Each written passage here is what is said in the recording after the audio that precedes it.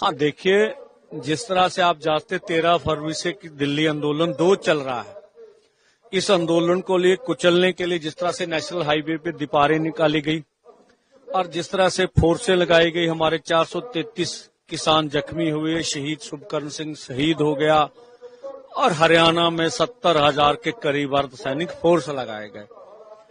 जो मोदी सरकार ने हमें कुचलने का काम किया, जो देश भर में इसका आप समझते बहुत बड़ा विरोध था, तो इलेक्शनों में बड़ा हार मिली और 400 का नारा 240 पे जा पर अटक गया। तो भाजपा सरकार तो इस मामले में बहुत दुखी है किसान लीडरशिप से कि अगर किसानों से टकराते ना तो शायद हम जीत जाते। और ये आंदोलन अभी भाजपा सरकार के लिए, मोदी सरकार के लिए बड़ी सिरदर्दी बना हुआ है। अब अन्य राज्यों में भी इलेक्शन आ रहे हैं, तो मोदी सरकार जिस तरह से केंद्रीय एजेंसियों का दुरुपयोग करती रही है, तो उन्होंने पहले आंदोलन में भी केंद्रीय एजेंसियां इस्तेमाल की थी किसान लीडरों के खिलाफ। इस बार भी आज सुबह क्रांतिकारी यूनियन की मुख्य लीडर मैडम सुखविंदर कौर, उनके घर के ऊपर एनआईए का छापा डाला और उनके पति, उनका बच्चा, उनकी बहू, उनकी 90 साल की माता घर में थी। लंबे समय तक उनके घर को घेर के रखा गया। ये छापेमारी का टाइमिंग आप देखिए, कल हम लोग 200 दिन पूरे हो रहे हैं, लाखों के इकट्ठ कर रहे हैं और इसके बीच छापेमारी हो रही है। और मोदी सरकार को लगता है कि अगर हरियाणा में डैमेज से बचना है तो किसान लीडरों को डरा धमका लिया जाए, और उसी लड़ी के तहत किसान लीडरों के घरों के ऊपर छापेमारी हुई है।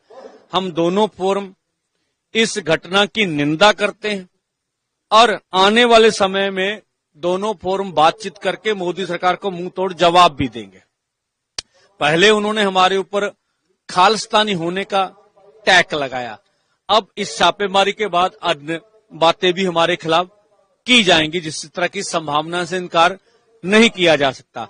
लेकिन हम देशवासियों को ये आश्वस्त करना चाहते हैं कि ये किसान मजदूरों के लिए ये आंदोलन है। हम एनआईए से, केंद्रीय एजेंसियों से डरने वाले नहीं है। अब देश भर में आंदोलन बड़ा हो रहा है, उसके डर भी है, और हम तब तक मोर्चा जारी रखेंगे जब तक किसानों की पूरी सूरी मांगे मान नहीं ली जाती।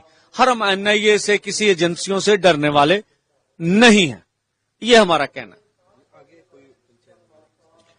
हाँ देखिए, आगे हरियाणा में 15 सितंबर को जीत में बड़ी महापंचायत होगी।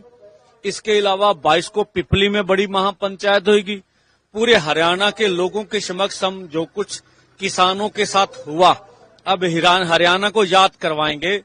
जब हरियाणा के लोग बॉर्डर पर आते थे तो उन्हें कहा जाता था आपका पासपोर्ट कैंसिल कर दिया जाएगा, आपकी जमीन का इंतकाल है उसमें रेड लाइन डाल दी जाएगी, आपके सर्टिफिकेट जो है वो आपको रोक दिए जाएंगे, नौकरी नहीं करने देंगे। किसान लीडरों के घरों में नोटिस लगाए गए, पैरामिलिट्री फोर्सेस ने उनके घरों में जाके कहा आपकी घरवाली उठा के लेके जाएंगे।